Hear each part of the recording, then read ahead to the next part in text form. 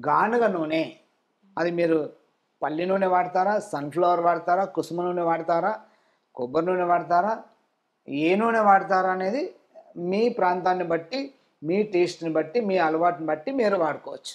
కానీ ఆ నూనె గానుగతో చేసిందై ఉండాలి. రీఫైన్డ్ ఆయిల్ కాకుండా ఉండాలి. గానుగ నూనెనే మనలో వాతాన్ని పెరగకుండా నియంత్రిస్తుంది. ప్రివెన్షన్ అండి ఇది. ఇది ఈరోజు మనం ఈ ఆయిల్ తినకపోవడం వల్లనే అందరి లోపల వాతం పెరిగింది. ఇవాళ 90% రీఫైన్డ్ ఆయిలే వాడుతున్నారు. మరి అందరి లోపల హార్ట్ అటాక్ పెరుగుతా ఉన్నాయి.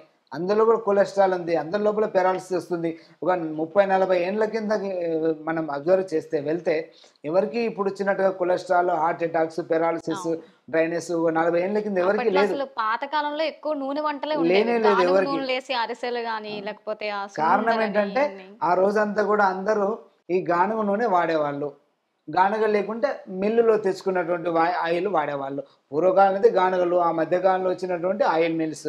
రీఫైండ్ అనేది 30, 40 సంవత్సరాల్లో వచ్చింది. రీఫైండ్ ఆయిల్ వచ్చిన తర్వాతనే ఇవాళ అందరికీ ఈ వాతం సమస్యలు పెరిగిపోతున్నాయండి. వాతాన్ని పెంచేటప్పుడు రీఫైండ్ ఆయిల్. రీఫైండ్ ఆయిల్ ఎందుకంటే రీఫైండ్ ఆయిల్ లేదు అసలు.